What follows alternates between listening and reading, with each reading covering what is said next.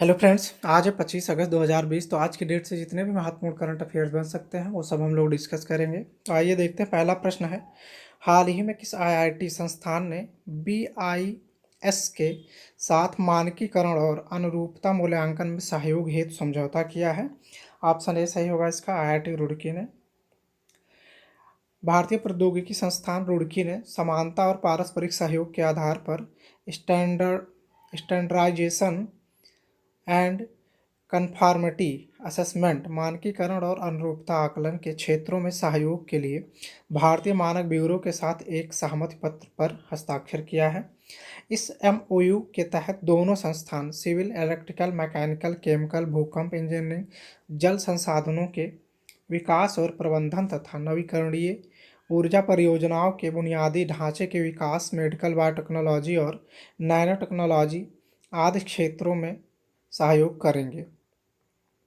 IIT Roorkee के professor Ajit के चतुर्वेदी ने तकनीकी पैनल के माध्यम से मानकीकरण गतिविधियों में दोनों निकायों की भागीदारी का सुझाव दिया है। तो आगे बढ़ने से पहले जो भी मित्र हमारे चैनल पर नए हैं वो चैनल को सब्सक्राइब अवश्य कर लें, जिससे आगे आने वाले सारे वीडियोस आप तक पहुंचते रहें। दूसरा प्रश्न है, किस राज्य की पुलिस एक संकल्प बुजुर्गों के नाम अभियान चला रही है? ऑप्शन सी सही होगा इसका, मध्य प्रदेश। मध्य प्रदेश राज्य की पुलिस कोविड-19 वैश्विक महामारी के दौरान घरों में रहने वाले बुजुर्गों और असहाय लोगों की सहायता के लिए एक संकल्प बुजुर्गों के नाम अभियान चला रही है। पहल के तहत पुलिस के कर्मचारी बुजुर्गों की देखभाल के साथ उन चिंताओं के संबंध में ध्यान रख रहे हैं जो उनके भोजन और स्वास्थ्य से संबंधित है। अभियान का आदर्श वाक्य देशभक्त जनसेवा है। तीसरा प्रश्न है, कौशल विकास और उद्यमिता मंत्रालय ने बंदरगाह और समुद्री क्षेत्र में कौशल विकास हेतु किस मंत्रालय के साथ समझौता किया है? ऑप्शन सी सही होगा इसका, शिपिंग मंत्रालय। समुद्री क्षेत्र में रोजगार के बड़े अवसरों का लाभ उठाने और अपने कौशल प्रमाणित करने के दृष्टिकोण से शिपिंग मंत्रालय और कौशल विकास एवं उद्यमिता मंत्रालय के बीच एक समझौता ज्ञापन पर हस्ताक्षर किए गए हैं। समझौता ज्ञापन का उद्देश्य तटीय क्षेत्रों के युवाओं पर ध्यान देने के साथ समुद्री क्षेत्र में रोजगार के विशाल अवसरों का लाभ उठाने के लिए वैश्विक मानकों तक उनकी कौशल क्षमता का निर्माण करने में व्यक्तियों की सहायता करना है। चौथा प्रश्न है, कौन से देश के साथ भारत ने निरस्त्रीकरण और परमाणु हथियार अप्रसार क्षेत्र पर आभासी विचार विमर्श किया है? ऑप्शन डी सही होगा, दक्षिण कोरिया के साथ। भारत ने निरस्त्रीकरण और दक्षिण कोरिया के साथ परमाणु हथियार अप्रसार क्षेत्र पर आभासी विचार विमर्श किया। भारतीय प्रतिनिधि मंडल की अध्यक्षता विदेश मंत्रालय में अतिरिक्त सचिव इंद्रमणि पांडे ने की। दोनों पक्षों ने वैश्विक घटनाक्रमों और निरस्त्रीकरण तथा परमाणु हथियार अप्रसार क्षेत्र के आपसी हितों के मुद्दों पर विचारों का आदान प्रदान किया। वह अपनी फलदायक चर्चाओं से निपटने और इसे सफल बनाने और भविष्य की तारीख पर परामर्श के अगले दौर को आयोजित करने के लिए भी सहमत हुए।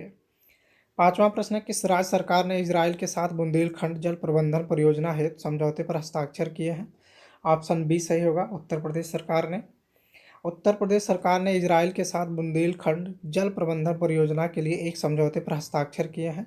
समझौते पर भारत के इजराइल राजदूत रॉन मल्का और यूपी के कृषि उत्पादन आयुक्त आलोक सिन्हा ने हस्ताक्षर किए थे। सहयोग की योजना का लक्ष्य उत्तर प्रदेश के बुंदेलखंड में जल संकट को हल करना या सुलझाना है।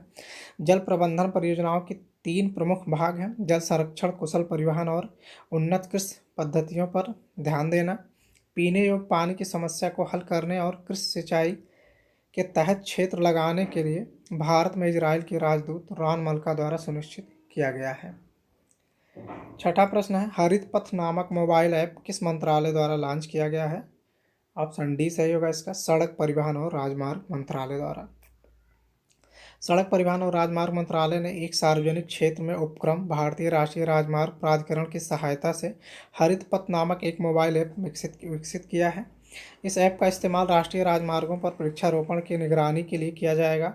एप्लीकेशन संपूर्ण वृक्षारोपण परियोजना के अंतर्गत अपनी फील्ड इकाई के प्रत्येक पौधे के स्थान, उसकी वृद्धि, प्रजातियों के विवरण, रखरखाव गतिविधियां, लक्ष्य और उपलब्धियों की निगरानी रखेगा। पौधों की वृद्धि और उनकी सेहत पर नज़र रखने के लिए हरित पथ का उपयोग करके अधिकार में लिए गए पौधों के डेटा के साथ तस्वीरें NHAI के एआई संचालित big data analytics platform data lake पर हर 3 महीने में अपलोड की जाएगी। 7वां प्रश्न है, विश्व वरिष्ठ नागरिकता दिवस किस तिथि को मनाया जाता है? ऑप्शन सी सही होगा इसका, 21 अगस्त को। विश्व वरिष्ठ नागरिकता दिवस 21 अगस्त को मनाया जाता है। इस दिवस को मनाने का मुख्य उद्देश्य वरिष्ठ नागरिकों की परिस्थितियों के बारे में लोगों को जागरूकता फैलाना, जो रोगों में जागरूकता फैलाना, बुजुर्गों को सम्मान देना और उनकी सहायता करना है। इस दिवस को मनाने की घोषणा संयुक्त राष्ट्र ने की थी। 8वां प्रश्न, किस देश ने digital quality of life 2020 ranking में शीर्ष स्थान प्राप्त किया है? ऑप्शन है बी सही होगा इसका, डेनमार्क ने। ऑनलाइन प्राइवेसी सॉल्यूशन प्रोवाइडर सर्फसार्क ने वैश्विक अनुसंधान digital quality of life index 2020 का दूसरा संस्करण जारी किया है और डेनमार्क को 0.79 अंकों के साथ पहले स्थान पर रखा गया है, जबकि भारत 0.5 सूचकांक अंकों के साथ समग्र श्रेणी डिजिटल क्वालिटी ऑफ लाइफ 2020 के मामलों में 85 देशों में से 57वें स्थान पर है। DQL सूचकांक 2020 में 5 प्रमुख स्तंभों के संदर्भ में 6.3 बिलियन लोगों या वैश्विक आबादी के लगभग 81% को शामिल किया गया है, जो जीवन की डिजिटल गुणवत्ता, इंटरनेट की क्षमता, इंटरनेट की गुणवत्ता, इलेक्ट्रॉनिक अवसंरचना, इलेक्ट्रॉनिक सुरक्षा और इलेक्ट्रॉनिक सरकार को परिभाषित करते हैं। 9वां प्रश्न है, किसको केंद्र सरकार द्वारा भारत के नए चुनाव आयुक्त के रूप में नियुक्त किया गया है? ऑप्शन बी सही होगा इसका, राजीव कुमार को। राजीव कुमार को केंद्र सरकार द्वारा भारत के नए चुनाव आयुक्त के रूप में नियुक्त किया गया है। वह अशोक लवासा का प्रभार ग्रहण करेंगे, जिन्होंने भारतीय राष्ट्रपति को अपना इस्तीफा सौंप दिया है और एशियाई विकास बैंक में इसके उपाध्यक्ष के रूप में शामिल होंगे। राजीव कुमार 1984 बैच के झारखंड कैडर के एक IAS अधिकारी हैं और जुलाई 2019 में वित्त सचिव के रूप में नामित किए गए थे और 10 सार्वजनिक क्षेत्रों के बैंकों के विलय में प्रमुख भूमिका निभाई थी। 10वां प्रश्न है, फ्रांसिस्को एस्वे किस देश के नए प्रधानमंत्री नियुक्त किए गए हैं? ऑप्शन सी सही होगा, इक्वेटोरियल गिनी। फ्रांसिस्को पास्कल येगुएओबामा पस्वे को लगातार तीसरी बार रिपब्लिक ऑफ इक्वेटोरियल गिनी के प्रधानमंत्री के रूप में फिर से नियुक्त किया गया है।